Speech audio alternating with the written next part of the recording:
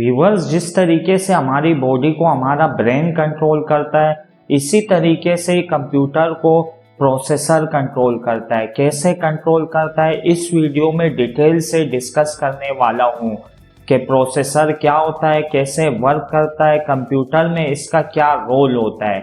Video को last तक ज़रूर देखें। अगर वीडियो पसंद आए तो चैनल को सब्सक्राइब करें। चलते हैं टॉपिक की तरफ।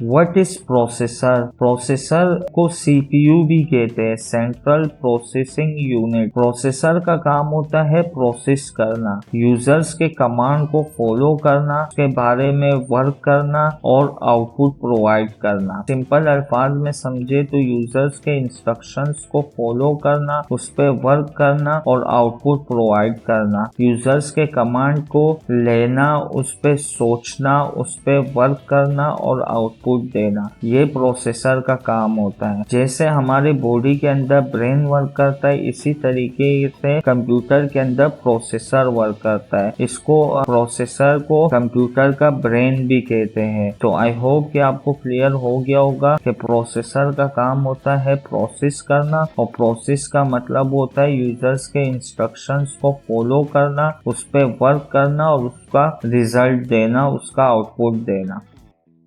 प्रोसेसर 3 स्टेप्स के अंदर काम करता है, फेच, डिकोड, एग्जीक्यूट साइकिल। वो रैम से इंस्ट्रक्शंस लेता है प्रोसेसर, उसको फेच कहते हैं, और उसी इंस्ट्रक्शंस को वो समझता है, को डिकोड कहते हैं, और उसी इंस्ट्रक्शंस पर वो जब वर्क करता है, आउटपुट देता है, उसको एग्जीक्यूट कहते हैं। सिंपल अल्फाज में समझे तो प्रोसेसर का काम होता है सोचना, समझना और काम करना। आई होप कि आपको इसके बारे में भी क्लियर हो गया होगा कि प्रोसेसर किस तरीके से वर्क करता है। प्रोसेसर 3 स्टेप्स के अंदर वर्क करता है, फेच, डिकोड, एग्जीक्यूट।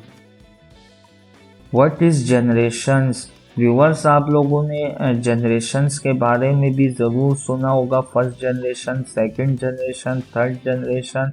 इन जनरेशन्स में डिफरेंस क्या होता है, उस बारे में डिस्कस कर लेते हैं। हर जनरेशन्स के अंदर ट्रांजिस्टर के साइज को रिड्यूस किया जाता है। सीपीयू के अंदर, प्रोसेसर के अंदर बिलियन ऑफ ट्रांजिस्टर लगे हुए होते हैं। उस ट्रांजिस्टर को रिड्यूस किया जाता है, छोटा किया जाता है। वो जितना कम होगा उतना ही ज्यादा सीपीयू फास्ट काम करेगा, और पावर कंजप्शन को भी कम किया जाता है। फास्ट किस तरीके से वो काम करेगा, जहां पर ये प्रोसेसर के अंदर ट्रांजिस्टर लगे हुए हैं, उस जगह पर जब उसका साइज छोटा होता है तो वहां पर मजीद भी ट्रांजिस्टर ऐड किए जा सकते हैं। जब वहां पर मजीद ट्रांजिस्टर ऐड होते हैं तो ज्यादा फास्ट वर्क करता है। तो हर जनरेशन के अंदर ट्रांजिस्टर के साइज को रिड्यूस किया जाता है और वहां पर मजीद ट्रांजिस्टर ऐड किए जाते हैं। जितने ज्यादा ट्रांजिस्टर होंगे उतना फास्ट वर्क करेगा, और पावर कंजप्शन को भी कम किया जाता है। इसी के साथ और भी कंपोनेंट जो होते हैं, जैसे चिपसेट, कोर, क्लॉक स्पीड, उनको भी इम्प्रूव किया जाता है। इन फ्यूचर हम बाकी कंपोनेंट्स पर डिटेल से डिस्कस करेंगे, वीडियो बनाएंगे। अभी के लिए सिर्फ इतना ही कि हर न्यू जनरेशन्स के अंदर ट्रांजिस्टर के साइज को रिड्यूस किया जाता है और पावर कंजप्शन को कम किया जाता है।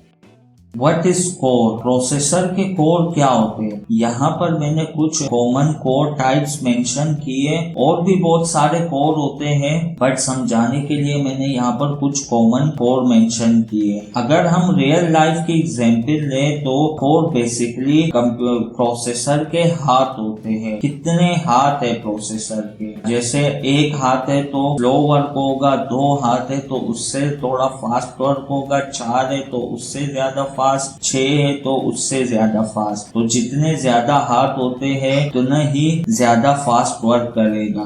तो जितने ज्यादा प्रोसेसर के कोर होंगे, प्रोसेसर उतना ही ज्यादा फास्ट काम करेगा। जैसे पहले सिंगल कोर के प्रोसेसर आते थे, उसमें वो एट अ टाइम एक ही टास्क पे वर्क कर सकता था। इसी तरीके से जब ड्यूल कोर के प्रोसेसर आए तो वो एट अ टाइम 2 टास्क पे वर्क कर सकता है। क्वाड कोर का मतलब है 4 कोर। 4 कोर का मतलब वो एट अ टाइम 4 टास्क पे वर्क कर सकता है। इसी तरीके से 6 core at a time 6 task पे वर्क कर सकते हैं। जितने कोर बढ़ेंगे, कोर का मतलब यही होगा कि एट अ टाइम प्रोसेसर कितने टास्क पे वर्क कर सकता है। तो आई होप कि आपको क्लियर हो गया होगा।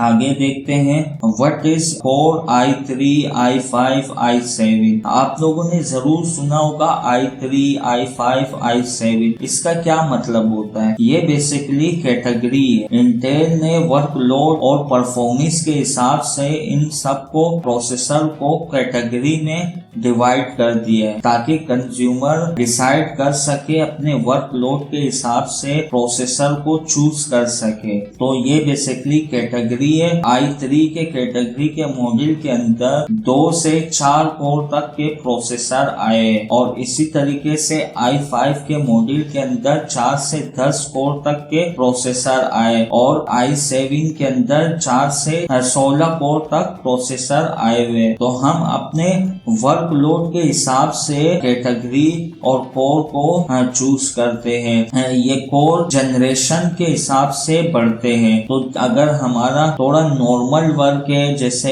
एक्सेल, वर्ड या ऑडियो वीडियो या इंटरनेट ब्राउजिंग वगैरह, तो i3 जो नॉर्मल कैटेगरी है प्रोसेसर की, वो इनफ है इसके लिए। इसी तरीके से अगर थोड़ा मीडियम वर्क है, थोड़ी हैवी एप्लीकेशन अगर कोई यूज कर रहा है, तो i5 का प्रोसेसर इनफ है। इसके अलावा अगर कोई ग्राफिक डिजाइनिंग वगैरह या वीडियो एडिटिंग वगैरह कर रहा है तो उसके लिए i7 की कैटेगरी बेस्ट है। तो आई होप कि आपको क्लियर हो गया होगा। कोर का मतलब होता है कि एट अ टाइम प्रोसेसर कितने टास्क परफॉर्म कर सकता है और i3, i7 ये प्रोसेसर के कैटेगरी है। हम अपने परफॉर्मेंस और अपने वर्कलोड के हिसाब से कैटेगरी चूज करते हैं और जनरेशन के हिसाब से कोर बढ़ते हैं। कितने टाइप्स के प्रोसेसर होते हैं, जैसे कि मैंने आपको बताया था सिंगल कोर प्रोसेसर होता है, मल्टी कोर प्रोसेसर होता है। सिंगल कोर का मतलब होता है कि वो एट अ टाइम एक ही एप्लीकेशन पे वर्क करता है। मल्टी कोर के जो प्रोसेसर होते हैं वो at a time multi task perform करते हैं। इसी तरीके से जो मोबाइल के प्रोसेसर है उसके भी अलग से डिजाइन किए हुए प्रोसेसर होते हैं जो बैटरी को कम कंज्यूम करता है। इसी तरीके से डेस्कटॉप है, लैपटॉप के जो प्रोसेसर है वो थोड़े पावरफुल होते हैं और फिर उसके बाद सर्वर के जो प्रोसेसर होते हैं वो ज्यादा हेवी होते हैं। उनके ऊपर वेबसाइट और डेटाबेस को हैंडल किया जाता है। इन फ्यूचर उसको भी हम डिटेल से डिस्कस करेंगे, लेकिन अभी के लिए सिर्फ इतना ही के बेसिक लेवल है। इन फ्यूचर ये सब मैं बताने वाला हूँ कि कितने टाइप्स के हमारे पास प्रोसेसर होते हैं, कैसे वर्क करते हैं, कौन से प्रोसेसर हमारे को परचेज करने चाहिए। ये सब इन फ्यूचर में डिस्कस भी करूंगा, प्रैक्टिकल भी बताऊंगा कि किस तरीके से हम प्रोसेसर चेक कर सकते हैं, उसके कोर को कैसे चेक कर सकते हैं, वो कोर हम किस तरीके से यूटिलाइज कर सकते हैं। ये सब इन फ्यूचर में बताऊंगा, बट अभी बेसिक सीरीज चल रही है तो मैं बिल्कुल बेसिक लेवल पे बता रहा हूँ। आई होप कि आपको ये भी क्लियर हो गया होगा। प्रोसेसर कंपनीज, कितने कंपनीज के प्रोसेसर आते हैं, जैसे इंटेल है, AMD है, HP है, क्वालकॉम है और नेविडिया है, IBM है, सैमसंग का है। फेमस है वो इंटेल और AMD के प्रोसेसर होते हैं। इंटेल और AMD पर भी इन फ्यूचर हम डिटेल से वीडियो बनाएंगे, बट अभी के लिए सिर्फ इतना ही कि ये जितने भी है कंपनी है ये प्रोसेसर बनाती है।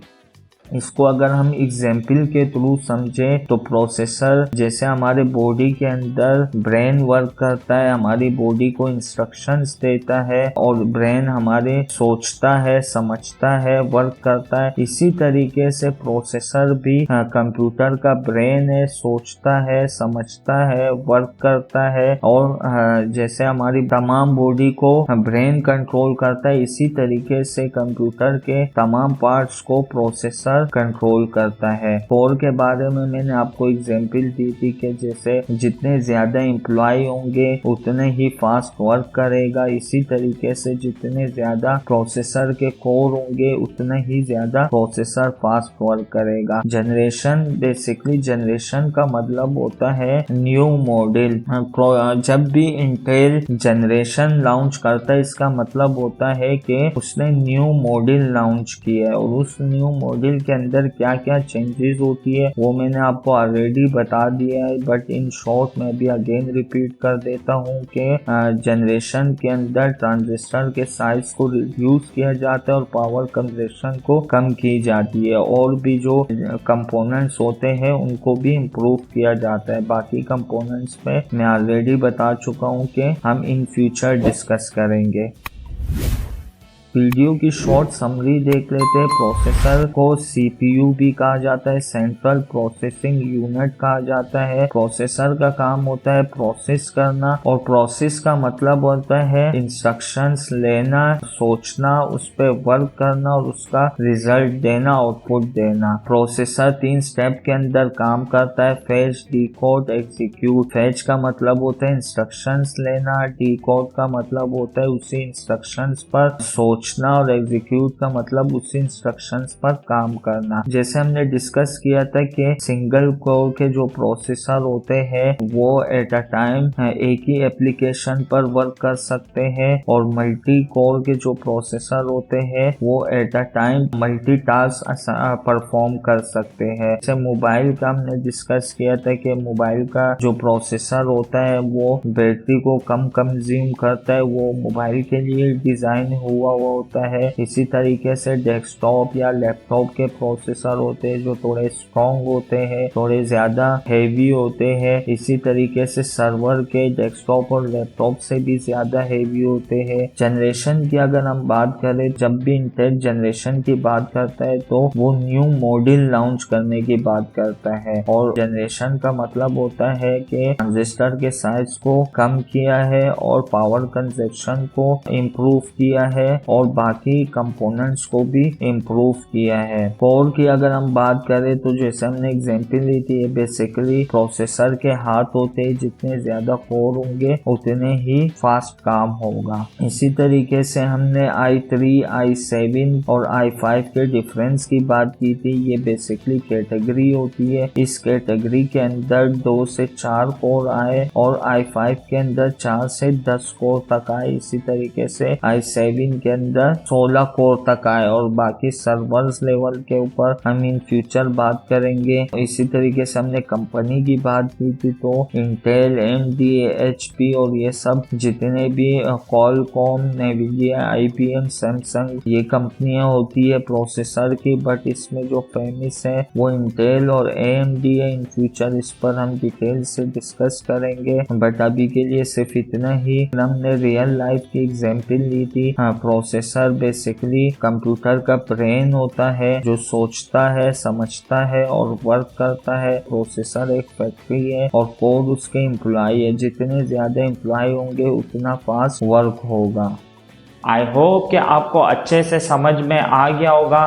किसी भी व्यूवर्स का कोई भी क्वेश्चन है वो कमेंट सेक्शन में मुझसे पूछ सकते हैं। नेक्स्ट वीडियो का हमारा टॉपिक होगा हार्ड ड्राइव एंड SSD।